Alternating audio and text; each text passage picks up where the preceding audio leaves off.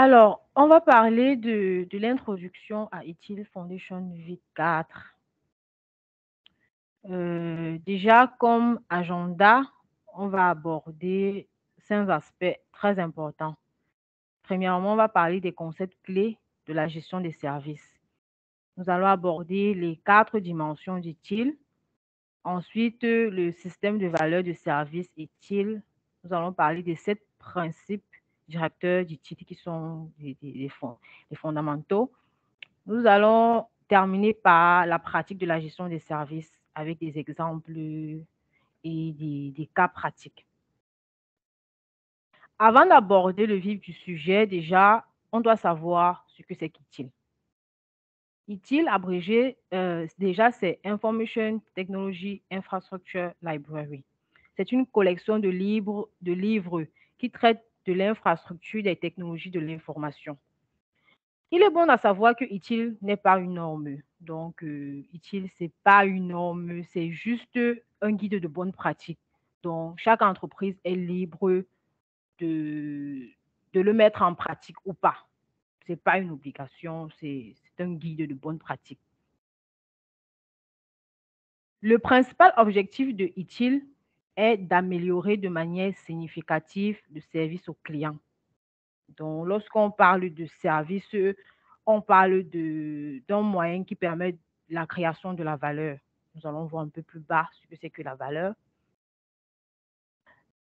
Et effectivement, nous retrouvons ITIL dans le cœur, dans même le cœur de nos entreprises, c'est pour favoriser l'efficacité des fonctions informatiques.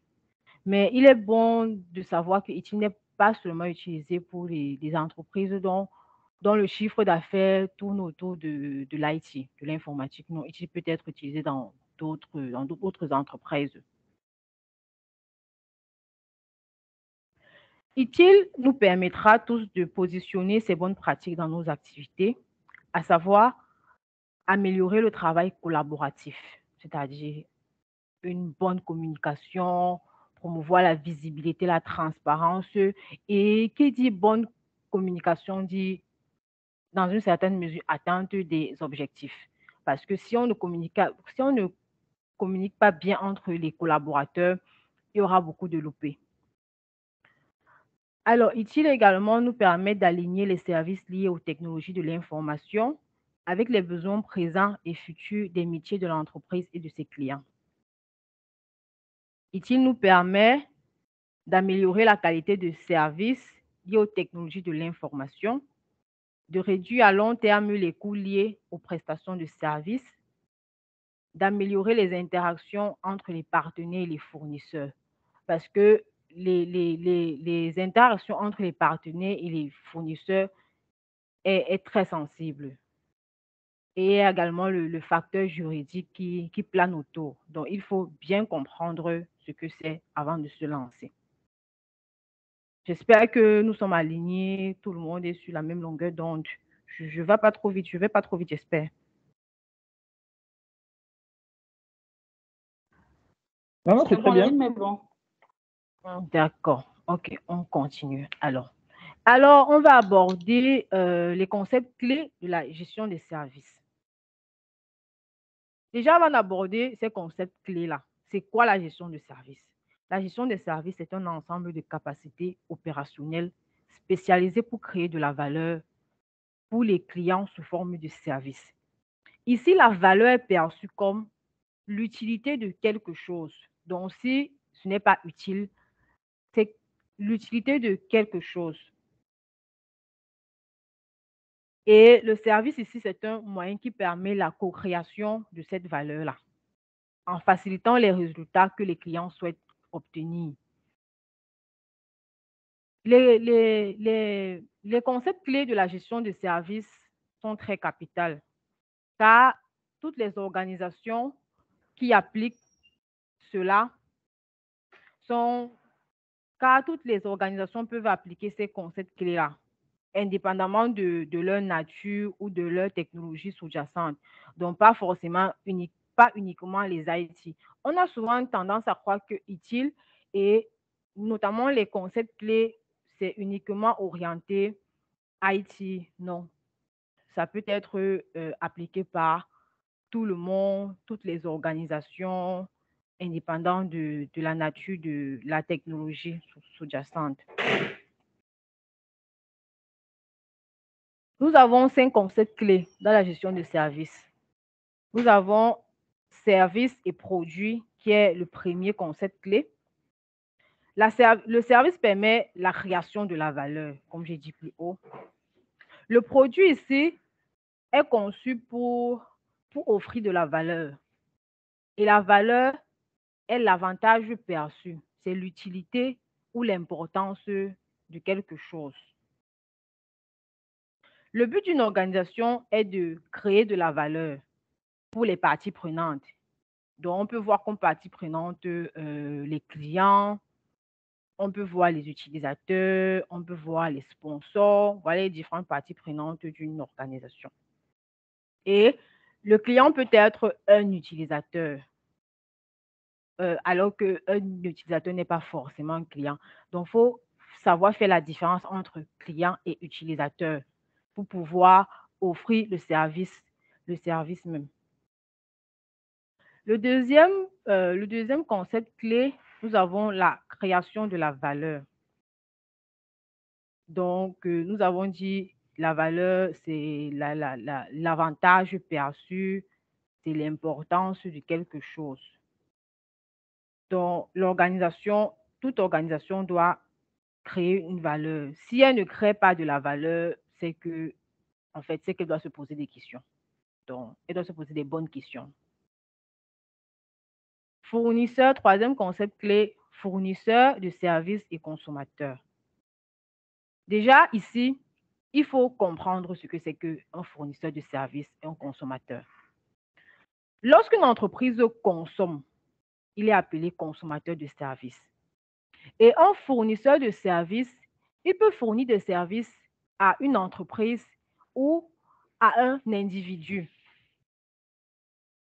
Et sur ce point-ci, il faut clairement savoir que les consommateurs sont dans une situation donnée, peuvent également être des fournisseurs. Donc, l'interaction entre consommateurs et fournisseurs doit être bien maîtrisée. Les rôles de chacun sont définis dépendamment du périmètre de chaque service. Ensuite, il faut, comme quatrième concept clé, nous avons distingué le résultat et la sortie. Les fournisseurs de services devraient aider leurs consommateurs à obtenir des résultats. Donc, c'est pour ça qu'ici, il est très important de comprendre ce que nous voulons en sortir. Il est peut-être un peu difficile, on va dire un peu difficile même pour un fournisseur de bien comprendre les résultats que le consommateur veut réaliser. Comme dernier concept clé, nous avons la relation de service. Les relations de service sont établies entre, on va dire, entre deux ou plusieurs organisations pour créer de la valeur. Donc, lorsqu'on a un partenaire d'un côté, on a un fournisseur, ils forment une relation de service.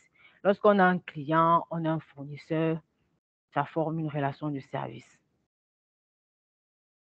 Là, nous avons terminé avec les concepts clés. Si vous avez des questions, il faut mettre dans le chat. Donc, on va répondre à la fin. J'espère que nous sommes alignés. Alors, on va continuer par avec les 4 dimensions utiles. Les 4 dimensions utiles sont, on a organisation et personne, on a information et technologie, on a partenaires et fournisseurs et enfin flux de valeur et processus. Déjà, ces 4 dimensions elles n'ont pas de limite, on va dire ça comme ça, elles n'ont pas de limite et elles peuvent se chevaucher et s'appliquer à tous les services gérés. Donc, organisation et personne peut être chevauchée avec information et technologie. Et ça ne se fait pas de façon linéaire ou de façon hiérarchique. Non, elles peuvent se chevaucher entre elles. Alors, dans ces 4 dimensions, nous avons plusieurs facteurs qui influencent. Nous avons les facteurs politiques, les facteurs juridiques entre les partenaires et les fournisseurs, facteurs économiques, environnementaux, sociaux et technologiques. Déjà, pour la première dimension qui est organisation et personnes, elle est très importante. Pourquoi? Alors, elle est importante parce qu'elle permet d'assurer la manière dont une organisation est structurée et gérée.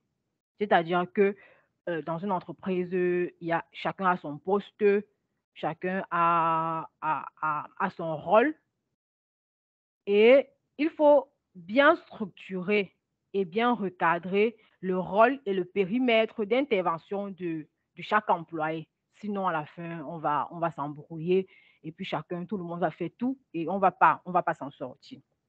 Donc, c'est pour ça que organisation et personne prend tout son sens dans la structuration et la hiérarchisation des rôles et des responsabilités des personnes dans une organisation. Alors, le deuxième point, c'est information et technologie. Donc, l'information, déjà, c'est quoi? L'information est généralement le principal résultat de la majorité des services informatiques fournis. Une information biaisée ne va pas nous aider. C'est pour ça qu'il est capital de mettre un accent sur l'information, surtout la bonne information. Parce qu'une mauvaise information, au lieu de co-créer de la valeur, elle va plutôt faire l'inverse. On dit souvent celui qui a l'information a le pouvoir. Donc, c'est clair. Comme troisième point, nous avons les partenaires et les fournisseurs. Ici, le facteur juridique influence beaucoup sur le partenaire et le fournisseur parce qu'il est très important de comprendre les contrats et les accords entre ces deux intervenants. Sinon, après, on se trouve dans des conflits juridiques, on va au tribunal parce qu'on ne s'est pas entendu au début. Donc, et, et les contrats et accords, c'est comme des contrats officiels. Donc, il y a des contrats officiels avec séparation claire des responsabilités de chacun. Et dans ces contrats-là, nous avons les objectifs et les responsabilités de chaque partie prenante.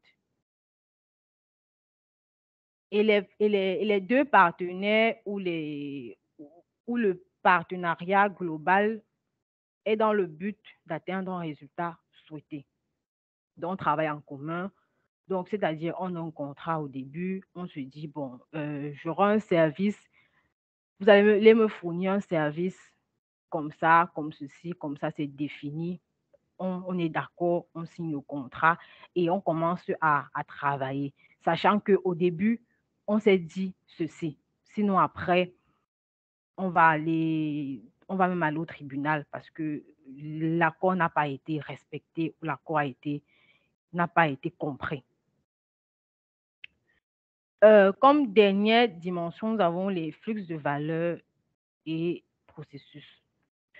Dans les flux de valeur et processus, on voit beaucoup plus, bon, on va dire les activités qui sont nécessaires pour atteindre des objectifs convenus. Dans les activités, nous avons les flux de travail, nous avons les procédures, par exemple. Donc, il est capital et même voire fondamental de rédiger les procédures dans sa structure. Donc, vous voyez que là, ça ne concerne pas seulement les IT ou les gens qui font informatique. Si tu veux que ta structure marche, si tu veux que ton service fonctionne de manière optimale, il faut commencer par rédiger des procédures. Donc, la rédaction des procédures entre donc dans le flux de valeur et processus. Nous allons passer au SVS, système de valeur de service.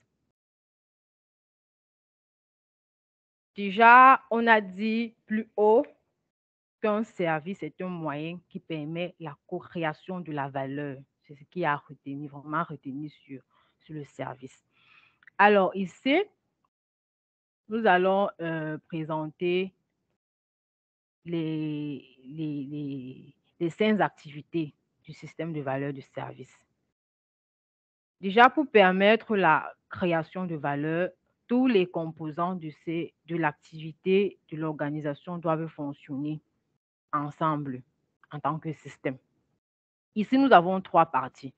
En entrée, nous avons les opportunités. Nous avons les opportunités et les demandes. En entrée, nous avons les opportunités et les demandes. Nous avons le système proprement dit, dont les 5 activités du système proprement dit. Nous avons principe directeur, gouvernance, chaîne de valeur de service, pratique et amélioration continue. Déjà, l'amélioration continue ici est très important parce qu'il intervient dans chaque activité du système de valeur de service. Honnêtement, dans chaque activité, on voit toujours l'amélioration continue. Les principes directeurs font référence à des recommandations, par exemple, à des recommandations qui peuvent guider une organisation. La gouvernance ici, là, c'est beaucoup plus sont les moyens par lesquels une organisation est dirigée et contrôlée. Donc, dans la gouvernance, nous avons par exemple la hiérarchisation, nous avons comment les services sont structurés, comment c'est organisé, ainsi de suite. Ça entre dans le point gouvernance. Nous avons également la chaîne de valeur du service. C'est simple, on va mieux expliquer plus bas. Ici, nous avons la chaîne de valeur du service. La chaîne de valeur du service, ce sont les activités qui permettent de fournir un produit ou un service de valeur. Ensuite, nous avons les pratiques. Nous allons voir plus bas un peu la différence entre les pratiques. Dans les pratiques, nous avons la gestion du déploiement, la gestion des incidents, ainsi de suite.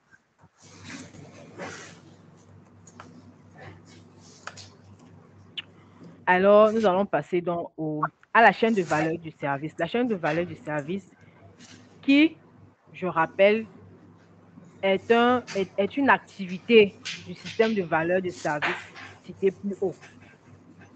La chaîne de valeur de service est un modèle opérationnel qui décrit les activités clés requises pour répondre à la demande et faciliter ainsi la réalisation de valeur grâce à la création et à la gestion des produits et des services, par exemple.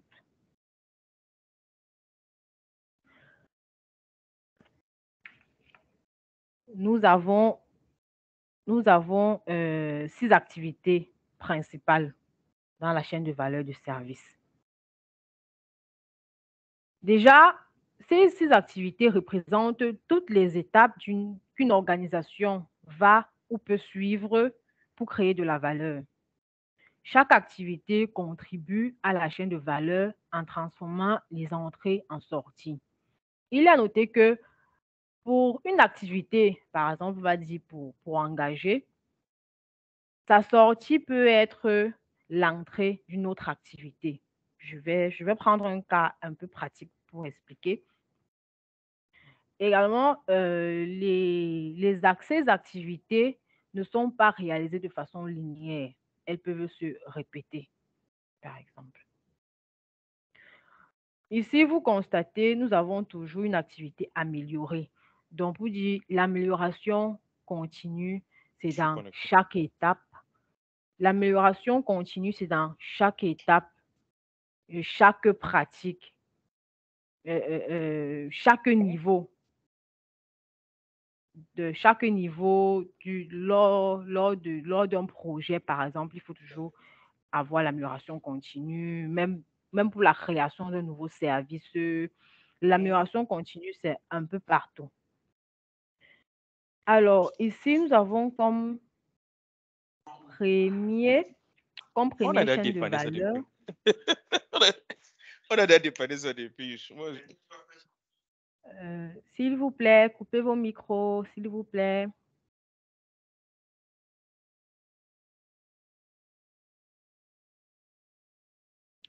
Alors, la première étape de la chaîne de valeur du service, c'est la planification, planifier.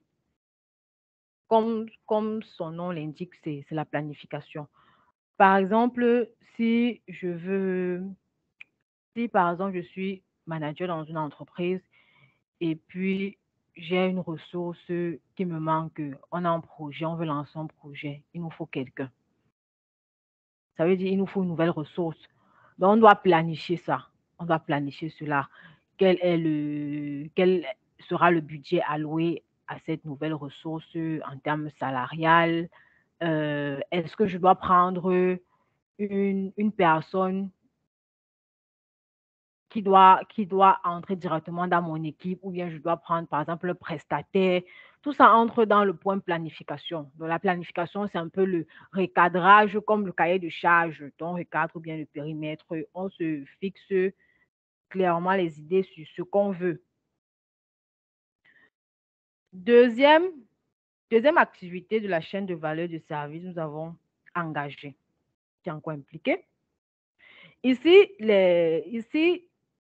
les interactions avec un utilisateur ou une personne entre dans engagé. Pourquoi? Parce que on va toujours continuer avec l'exemple de la nouvelle ressource qu'on veut dans l'équipe projet, pour le chef de projet. Lorsque le manager dit il veut une personne, donc planifie bien, le manager, dans lui, il va voir la RH, par exemple. Il dit que bon, j'ai besoin d'une nouvelle personne dans mon équipe. Voici le job description, voici ce que je veux. Donc, ensemble avec la RH, ils essayent de recadrer un peu la fiche de poste pour lancer un appel à candidature. Là, ça entre dans l'étape engagée. Donc là, ils sont en train d'engager quelque chose. Ensuite, on va aller dans conception, concevoir et transformer. Donc, lorsque la RH, par exemple, elle lance l'appel à candidature, elle prend les CV, elle commence à consulter et tout. Là, ça entre dans concevoir et transformer. Lorsqu'on a donc la personne qu'on recherche ou bien les candidats ou le candidat recherché, on va entrer dans obtenir. Donc, lorsqu'on a obtenu le candidat idéal, le candidat qui s'est démarqué, ça entre dans l'activité obtenir, obtenir. Et pendant ce temps, le manager, lui, par exemple, il commence à chercher, par exemple, parce que si on a une nouvelle personne dans l'équipe, il faut son onboarding. Donc, on doit peut-être mettre en place, lui fournir, par exemple, un nouveau poste de travail, peut-être les badges d'accès, un casque, etc. Donc, ces outils pour travailler, ça entre dans conception aussi. Donc, vous voyez qu'il y a déjà une activité qui s'est répétée 2 fois. Allô? Oui, allô? Allô, Orena? Oui, allô? Je crois que Monsieur Francis. Oui, allô, tu m'entends? Je crois que Monsieur Francis Oui, a une inquiétude, a une question. Monsieur Francis? Allô? oui, je t'écoute. Il y a Monsieur Allô? Francis qui a la main levée. Allô, tu Euh, m'entends? Comme j'ai partagé mon écran, je ne vois pas exactement ceux qui ont la main levée. Je n'ai qu'un seul écran que j'ai partagé tout l'écran.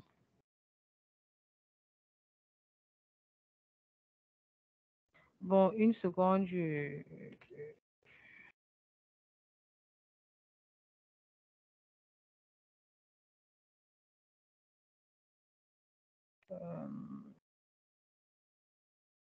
oui, allô? Allô, Monsieur Francis, vous Allô? avez une question? Je pense que vous avez la main levée.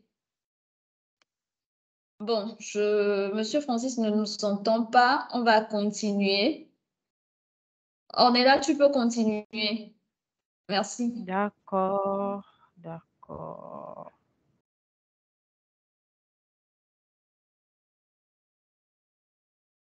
Donc, on était ici. Qu'est-ce que je disais?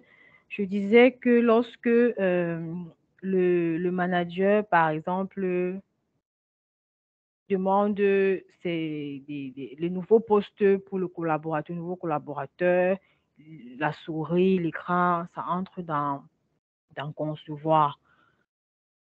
Donc, maintenant, lorsque on a la nouvelle ressource en interne, là, ça entre dans une activité délivrée.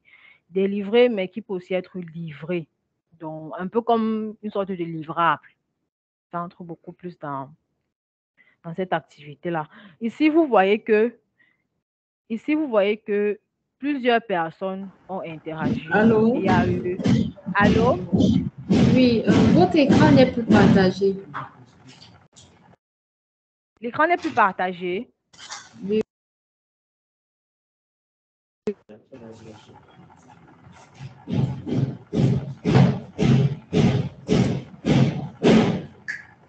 Oui, effectivement, de mon côté non plus.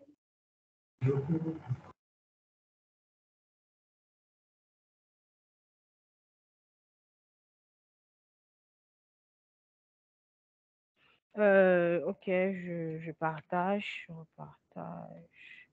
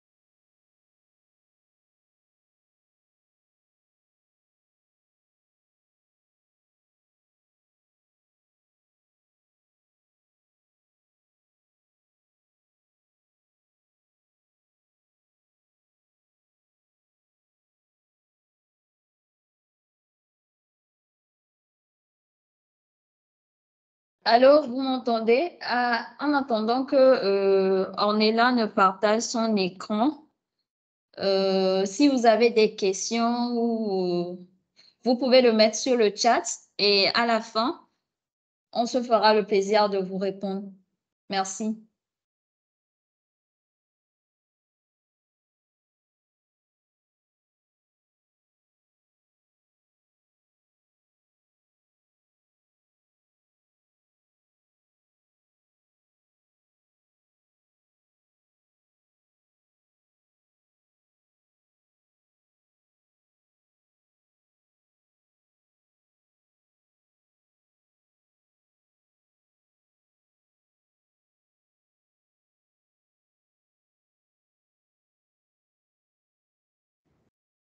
Allô?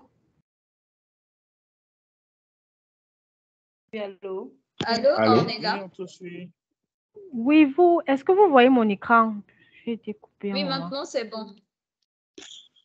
C'est bon. Ok.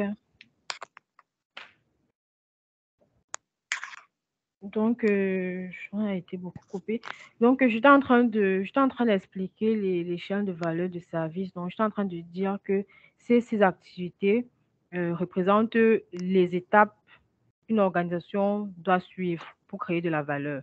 Là, par exemple, j'ai pris le cas d'un recrutement d'un chef de projet. Vous avez vu plusieurs services intervenir. Il y a eu même le service RH, il y a également eu même les finances, la comptabilité pour savoir quel est le budget alloué comme salaire pour cette ressource. Donc, en utilisant les chaînes de valeur de service, on peut avoir plusieurs acteurs. plusieurs acteurs peuvent intervenir et tout. Là, nous allons aborder les 7 principes directeurs d'ITIL. Déjà, les principes directeurs d'ITIL, ce sont des recommandations qui peuvent guider une organisation de manière significative à travailler dans une certaine structure ou dans une certaine hiérarchisation. Nous avons 7 principes directeurs d'ITIL. Et les 7, elles interagissent entre elles. Déjà, le premier principe, c'est se concentrer sur la valeur. Nous avons dit la valeur, c'est l'utilité de quelque chose. Donc, ici, on doit se concentrer sur ce qui est utile. Qu'est-ce qui est utile pour notre entreprise? C'est là où nous allons avoir toute notre fixation sur l'utilité. Ensuite, le deuxième principe directeur, c'est commencer là où vous êtes.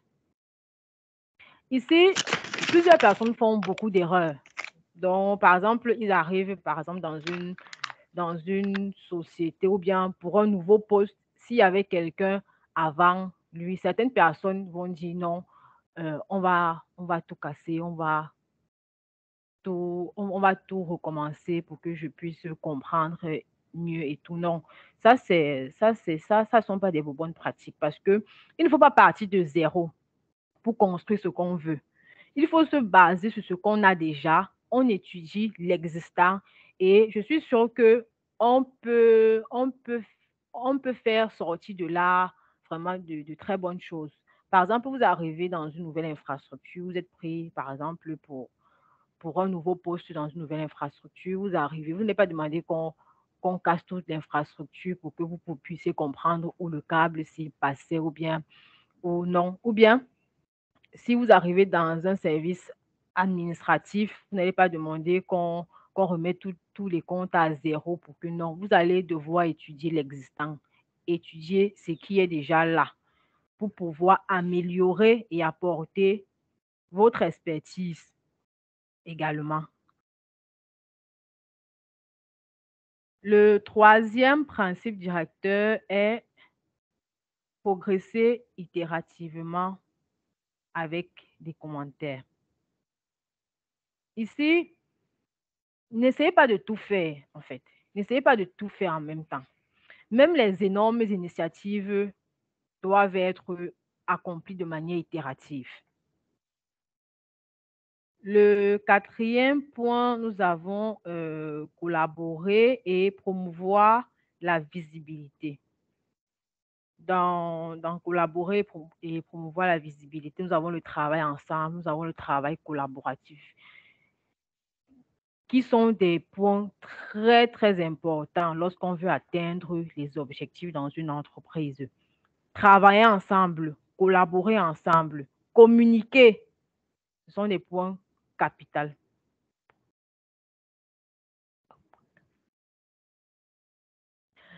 Ensuite,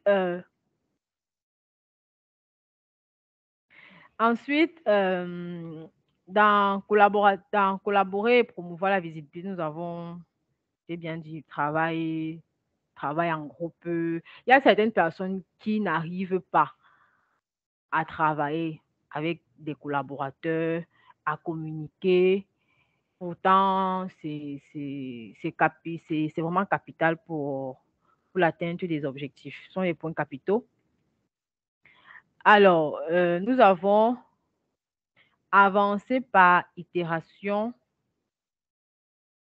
Nous avons comme cinquième point, réfléchir et travailler de manière holistique. Donc, ici, nous devons travailler ensemble. Donc, ça rejoint un peu le travail collaboratif. Le travail collaboratif, le travail avec les collaborateurs, la communication.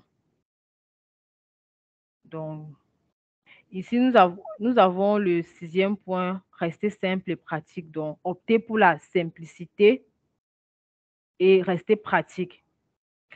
Honnêtement, si un processus ou un service ne fournit, si vous voyez dans votre entreprise ou bien dans vos différents services que une activité ne fournit aucune valeur ajoutée, retirez-le, éliminez-le parce que ça ne servira à rien.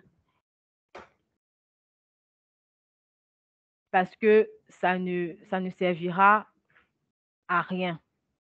Donc, si un processus, une activité ne fournit aucune valeur ou ne produit aucun résultat utile, il faut l'éliminer. Ayez toujours recours à la pensée,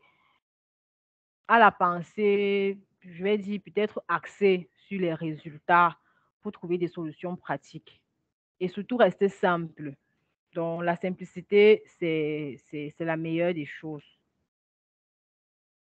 Enfin, le dernier principe directeur le dernier principe est optimiser et automatiser.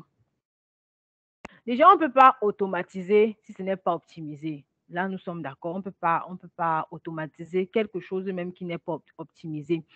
Il faut éliminer tout ce qui est vraiment inutile et utiliser la technologie maintenant pour réaliser ce dont vous voulez. L'intervention humaine ne devrait pas trop se produire ou ne devrait que se produire dans des cas où c'est vraiment nécessaire. Donc, il faut optimiser avant d'automatiser et non automatiser avant d'optimiser. Certaines personnes font beaucoup cette erreur. Ensuite, nous allons passer à la pratique de la gestion des services. J'espère que vous mettez vos questions dans le chat, s'il vous plaît. On va revenir sur certains points lors des questions-réponses. Ici, nous allons parler de la pratique de la gestion des services. Déjà, il est bon de savoir les différents types de gestion utiles. Nous avons 3 grands groupes. Nous avons la gestion des services. Dans la gestion des services, nous avons la gestion des niveaux de service, la gestion, nous avons la gestion d'assistance, la gestion des incidents. Dans le deuxième type de gestion, nous avons la gestion technique. Donc, tout ce qui est gestion gestion des problèmes, gestion des déploiements, contrôle des changements, ça entre dans la gestion technique.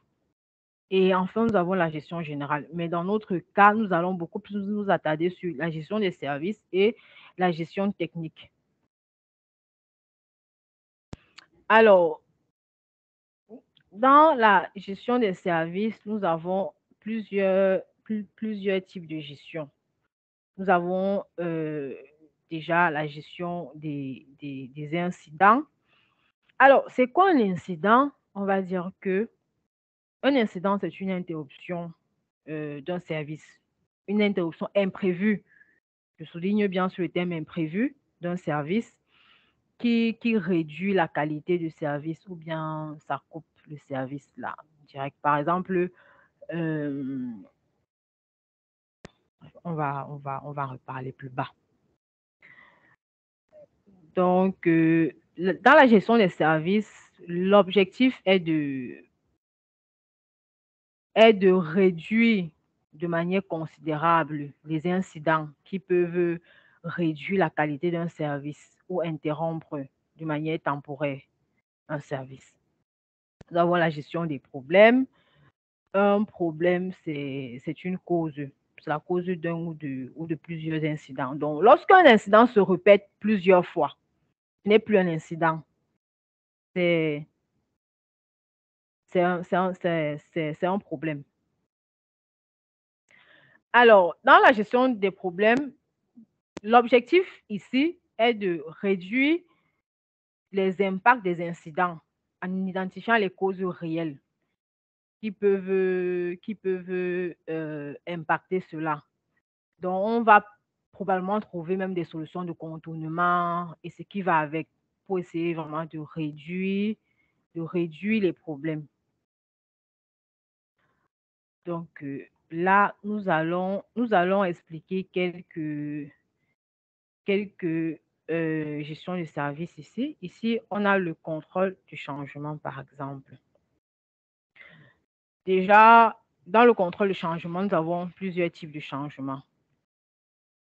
Nous avons les changements standards, nous avons les changements normaux, nous avons les changements urgents. Les changements standards, en fait, sont des changements dont le risque est, on ne va pas dire néant, mais on va dire faible. Donc, changement standard, risque faible. Et le changement standard ne nécessite pas, n'a pas besoin d'une autorisation supplémentaire. Donc, c'est un changement qui est connu, qui est maîtrisé et on n'a pas besoin de faire valider ça par le boss que bon, on doit changer ceci, on doit changer ça, on fait valider ça par notre N+1 avant de changer. Non, c'est un changement qui est connu et dont les risques sont faibles. Nous avons les changements normaux. Dans les changements normaux, nous avons un process à suivre et à respecter. C'est-à-dire qu'on planifie déjà le changement. On a planifié le changement, on fait valider le changement avant de passer à l'action. Donc, c'est important. Il y a la procédure à suivre pour les changements normaux. Pour les changements urgents, ce sont des changements qui doivent être appliqués rapidement. Donc, c'est-à-dire que même la procédure doit être appliquée rapidement. Donc, s'il faille faire valider un changement, on doit le faire rapidement. Donc, les changements urgents ne sont pas systématiquement inclus dans un programme de changement aussi. Et les processus d'évaluation doivent être très, très accélérés pour la mise en œuvre rapide également du changement. Donc, ceci entre également dans la pratique de la gestion des services. Ici, nous avons la gestion des problèmes. Donc, j'ai expliqué plus haut qu'un problème, c'est la cause d'un ou de plusieurs incidents. Alors, dans les différentes phases de gestion d'un problème, nous avons identification des problèmes, nous avons contrôle des problèmes, nous avons contrôle des erreurs. Alors, ici, une erreur, c'est quoi? Une erreur, c'est un problème qui a été analysé. Donc, c'est un problème qui a été analysé. Alors, plusieurs activités de la gestion des problèmes reposent sur le savoir du personnel ou des employés qui font face à ça. Donc, souvent, ça ne sert à rien de suivre la procédure parce que c'est beaucoup plus l'expérience qui parle dans une certaine mesure. Souvent, nous sommes face à des problèmes, nous nous rendons compte que suivre la procédure n'est pas la chose la mieux à faire. Donc, du coup, on met la procédure de côté et on analyse de façon plus objective. Alors, dans l'identification des problèmes, nous avons l'analyse de la tendance des incidents. Si un incident est revenu plusieurs fois, ça entre dans l'identification des problèmes.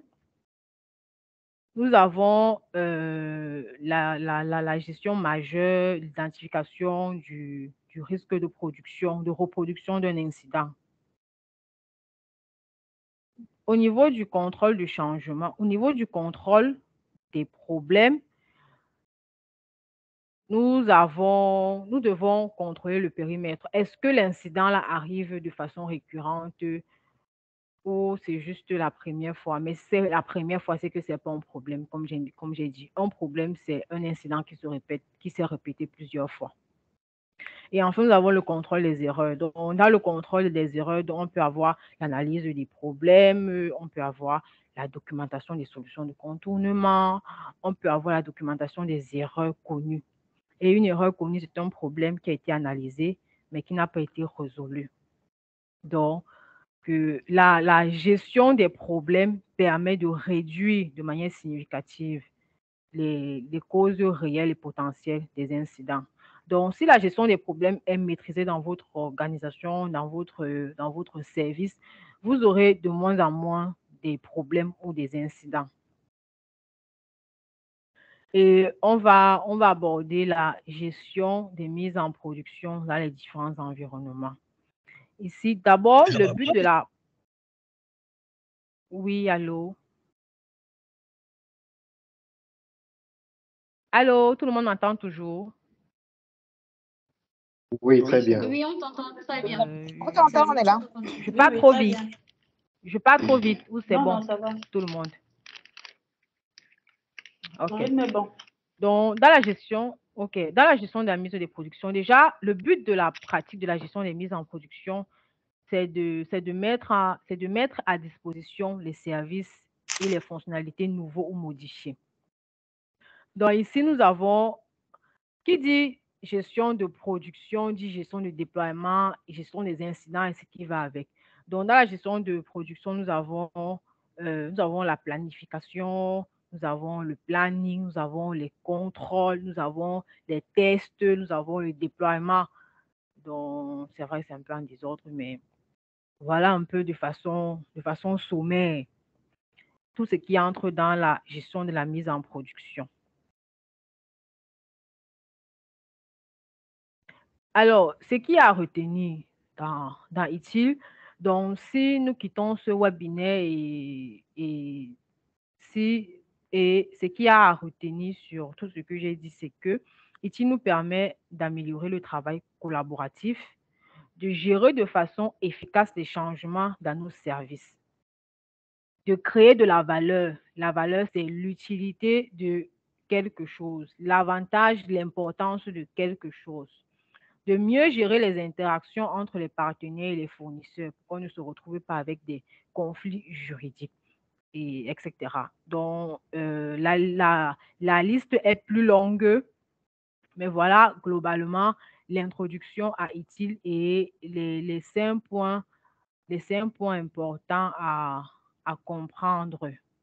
Donc, merci pour votre attention et on va passer aux phases de questions-réponses.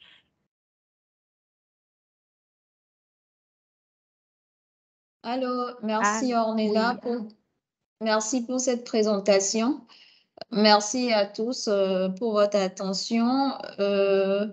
Nous sommes arrivés à la session questions-réponses. Si vous avez des questions, vous pouvez lever la main et les poser. Merci.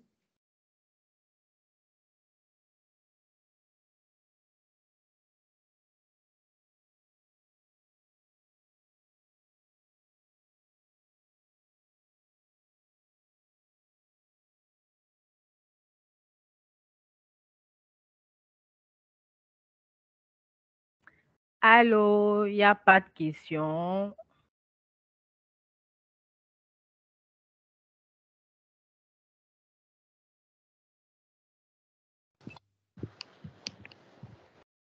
Allô?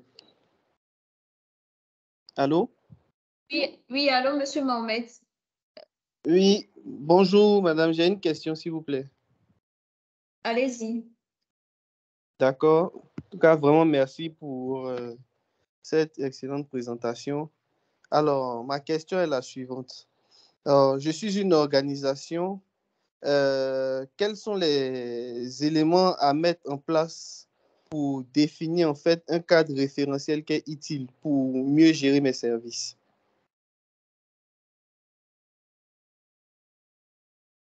Allô, vous avez Alors, compris tu la peux question s'il vous répéter plaît? Non, non. D'accord, je reprends. En fait, je disais, pour une organisation bien précise, quels sont les différents outils à mettre en place de sorte à ce qu'on puisse dire cette entreprise-là gère les services avec le cadre référentiel qui est utile?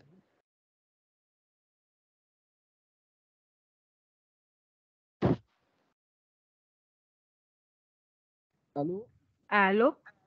Oui, je vais te répondre un peu si quelqu'un d'autre pourra ajouter une réponse supplémentaire.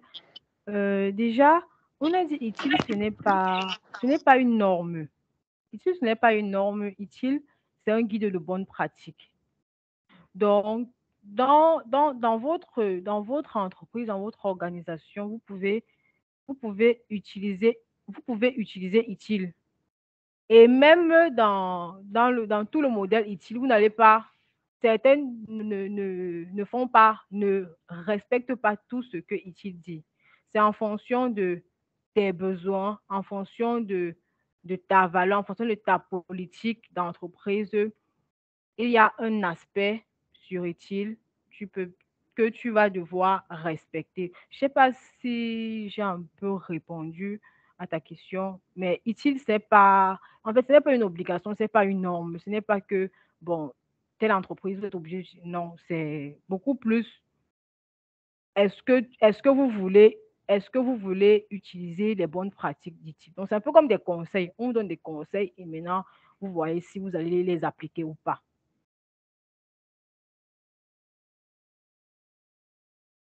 Allô? Allô? Allô? Vous m'entendez? Oui. Oui, j'ai bien compris. Donc, en gros, c'est un guide de bonne pratique que une entreprise pourrait utiliser pour mieux gérer son service informatique. Exactement. Pas seulement son service informatique. Pas seulement parce que j'ai dit au début de la presse que ici, ce n'est pas seulement pour l'informatique. Ici, peut être utilisé pour tout le monde. J'ai pris un exemple, par exemple, sur un nouveau collaborateur qu'on veut recruter dans une entreprise. Vous avez vu, on a fait intervenir le service RH, le service des finances. Donc, ici, ce n'est pas seulement pour ceux qui font informatique. Ça peut être utilisé pour tout le monde. D'accord, d'accord. En fait, je n'avais pas suivi le début de la présentation, donc peut-être que je n'ai pas fait attention. Il n'y a pas de problème. Merci beaucoup. D'accord. OK, merci.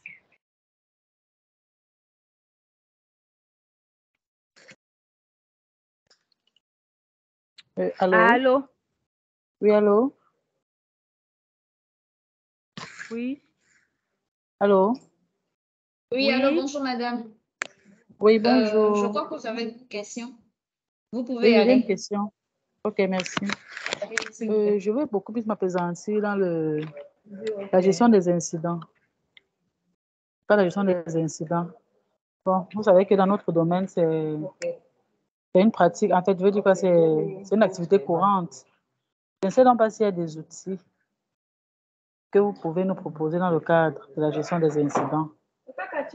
En fait, je ne sais pas si les outils que GLPI et consorts sont recommandés dans le cadre des recommandations utiles, quoi. Ou c'est d'autres outils pour nous aider à pouvoir avoir une traçabilité ou une bonne gestion de ces incidents, soit d'avoir une base de données de nos incidents et pouvoir suivre effectivement ces incidents-là.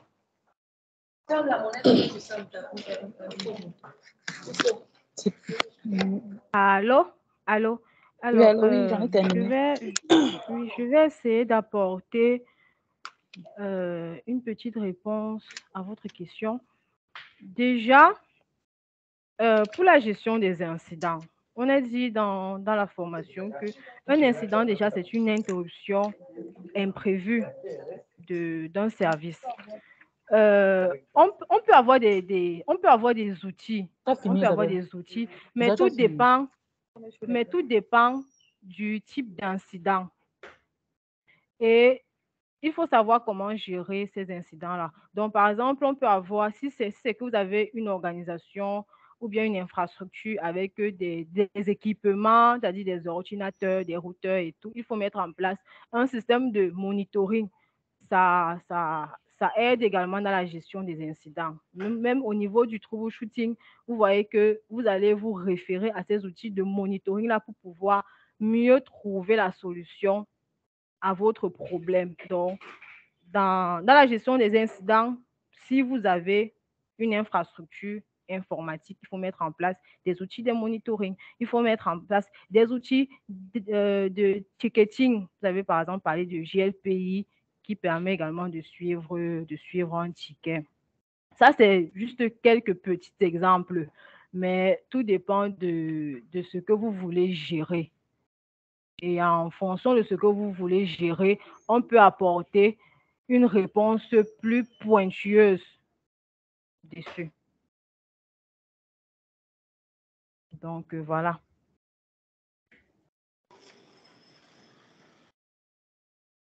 Allô, on est là? On est là, Oui, je vais apporter un complément de réponse à la dame. Alors, aujourd'hui, dans la pratique de gestion d'incidents, ITIL recommande de mener certaines activités qui vont vous permettre de gérer vos incidents. Notamment, vous devez enregistrer et suivre les incidents. Vous devez documenter les temps de réponse aux incidents et vous devez catégoriser ou bien prioriser les incidents. Donc, on doit savoir ça, c'est un incident de type 1, donc il est critique, celui-là un peu moins. Donc, quand vous avez fait tout ce travail, ça vous permet de mieux gérer et de suivre vos incidents lorsqu'ils arrivent. Donc, c'est un peu comme ça qu'ITIL recommande de gérer les incidents. Merci. Oui, allô? Allô? Oui, allez-y, madame. Oui, et est-ce que dans la documentation peut être plus approfondie, dit-il, on peut avoir la méthode de catégorisation de ces incidents?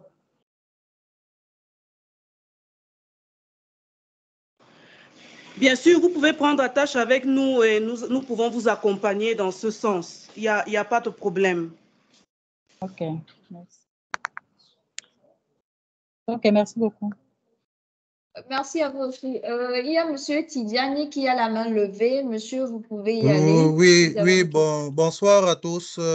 Je tenais déjà à vous féliciter pour cette brillante présentation. J'ai juste une petite préoccupation. Moi, je suis certifié ITIL V3 et je voulais savoir un petit peu ce qui changeait sur ITIL 4 parce que déjà sur ITIL 4, ils ont retiré le V. Et je me souviens que le ITIL V3 axait beaucoup plus les pratiques sur l'amélioration continue. Qu'est-ce qu'il y a en plus globalement? J'ai bien suivi votre présentation, mais je veux, en résumé, vous qui appliquez l'ITIL V4, avoir un petit peu, en 2-3 mots, hein, qu'est-ce qui change sur ITIL 4? Merci. Alors, je vais t'apporter une petite réponse. Déjà, ce qui change, vous l'avez bien dit, il y a au niveau du point de l'amélioration. Donc, à ITIL V4, il y a également la pratique de la gestion des services. Vous avez constaté, ITIL V4 est beaucoup plus digeste, si je veux dire ça comme ça. À ITIL V3, il y a beaucoup plus de gestion de pratique, beaucoup plus. J'en ai vu une vingtaine. ITIL V4, on s'attarde beaucoup plus sur, on va dire, 7 pratiques, au maxi 10 pratiques. Donc, on a beaucoup plus synthétisé et on a donné, je vais dire, l'essentiel même de ce qu'une entreprise peut suivre pour atteindre ses objectifs. OK. Oui, Allô? J'aimerais rajouter. Allô, vous m'entendez? Allô? Allô? Allô? Oui, je voudrais ajouter aussi qu'il y a l'introduction de la notion d'entreprise digitale, hein, qui est aussi une innovation de la V4.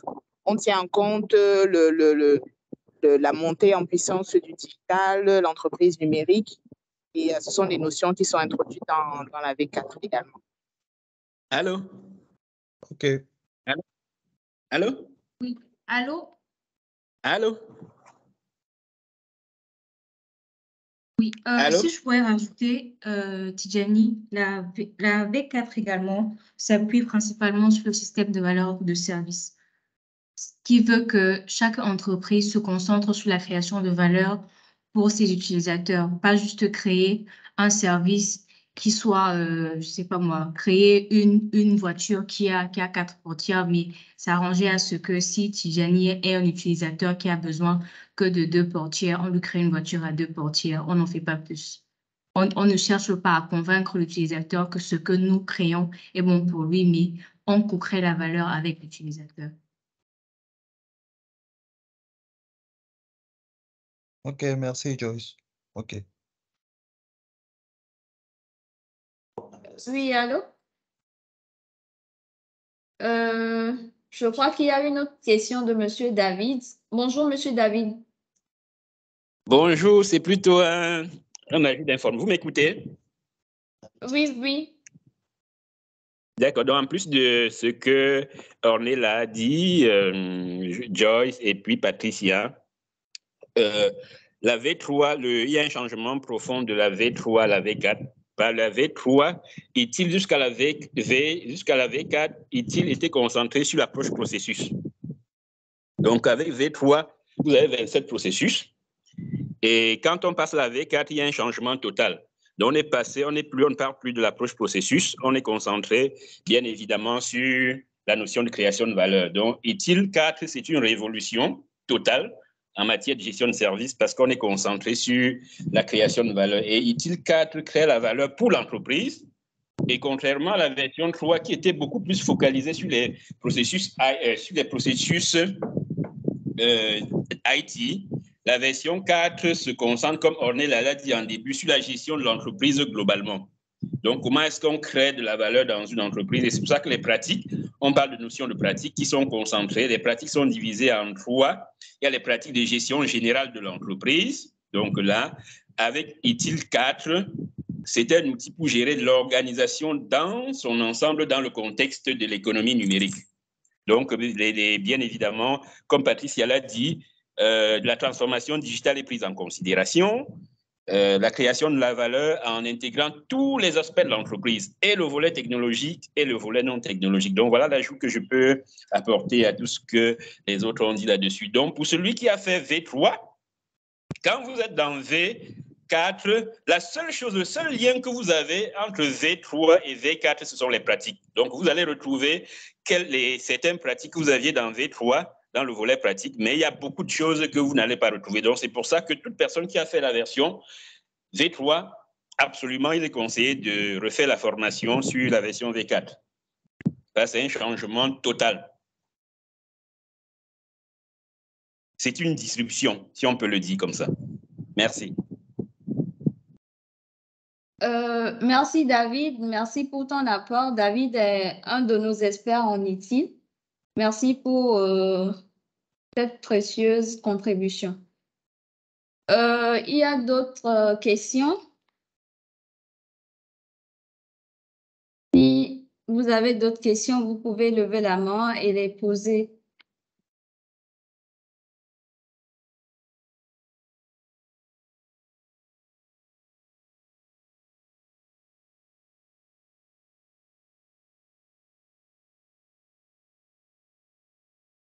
Oui, on t'entend.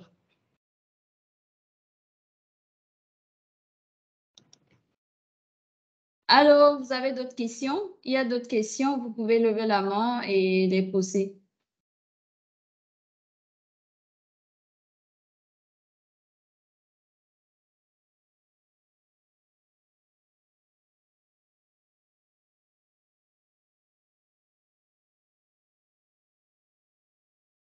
Bon, je crois qu'il y a une question sur le chat. Ornella, tu es là? Oui, oui, je suis là. Il y a une question sur le chat. Bon, je vais déjà commencer par... c'est Madame Émilie qui nous dit la notion de création de valeur semble déterminante dans la compréhension et l'application d'une démarche utile. Toutefois, je note qu'en entreprise, il existe déjà un ensemble d'activités. Je pense notamment à l'audit ou encore au contrôle interne qui, sans toutefois conceptualiser la notion de service, visent également l'obtention de cette valeur.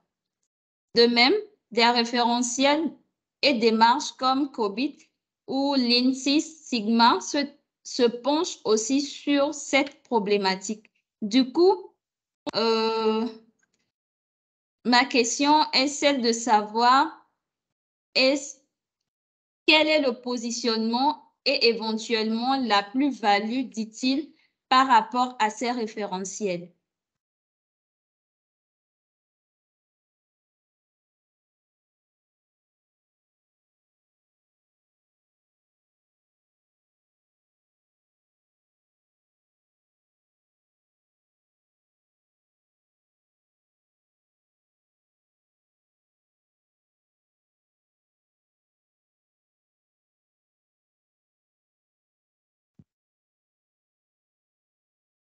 Allô? Oui, allô, David. Allô, si je peux. Ok, David, c'est bon.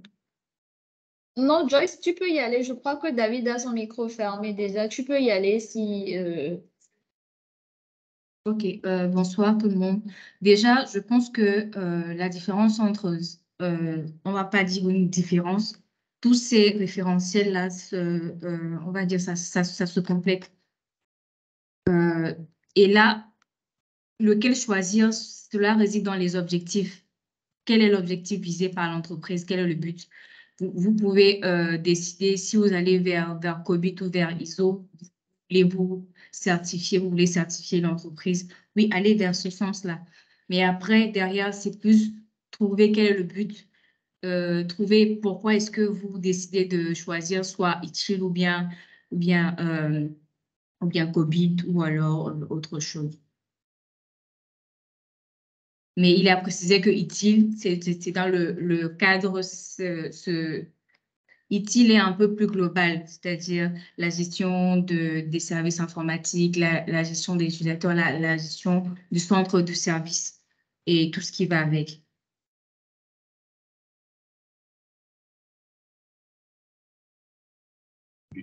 Je peux ajouter quelque chose?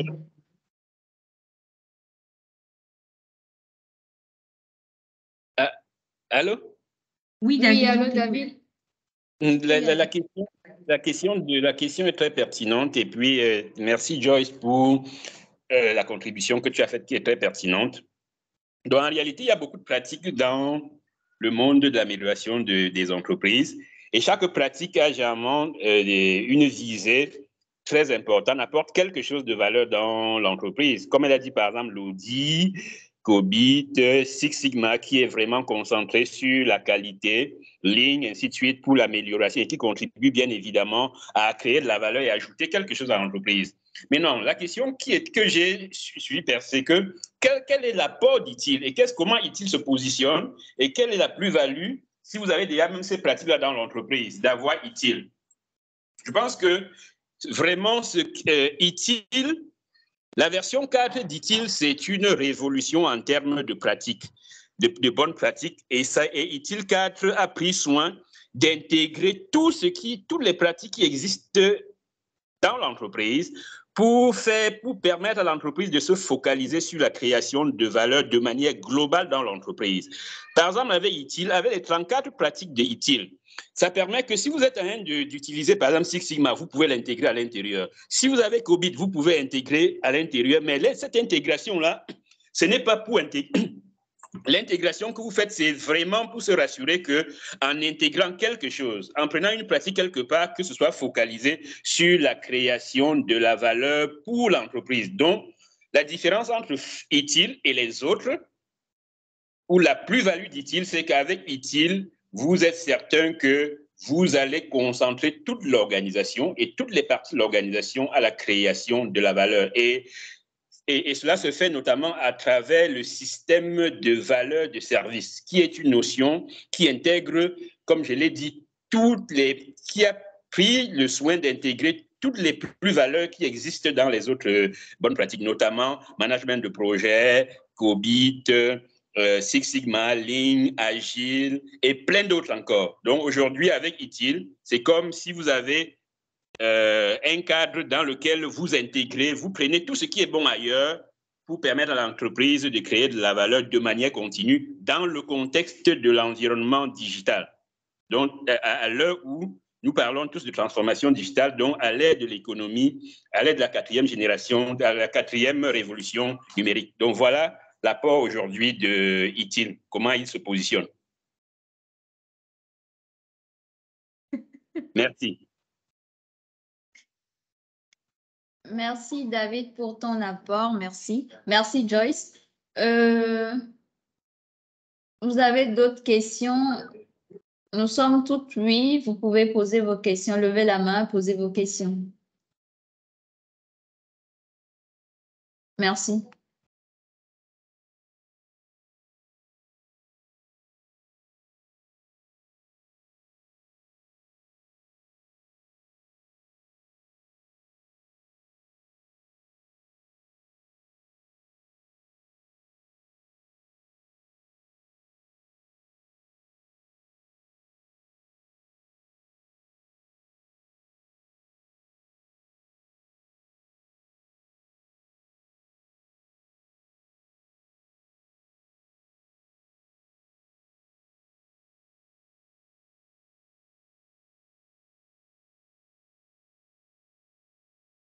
Allô, je crois qu'on n'a plus de questions.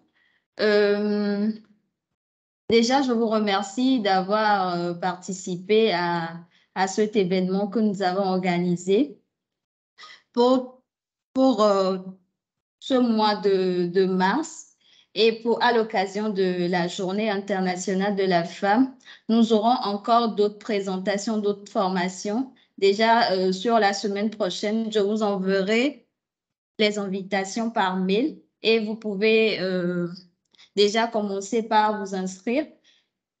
Pour cette formation de cet après-midi, nous vous enverrons le replay par mail. Et si vous avez des questions, vos besoins en formation, vous pouvez nous joindre sur info@st.digital. Je viens de le mettre sur le chat. Pardon. C'est bon, je viens de le mettre sur le chat. Vous pouvez nous contacter sur info@st.digital et nous nous ferons un grand plaisir de vous répondre. Merci à tous et bonne fin de semaine. Au revoir. Au revoir. Bon week-end à tous. Merci, au revoir. Merci. Merci, meilleur à vous. Ouais, au revoir et bon week-end à vous tous.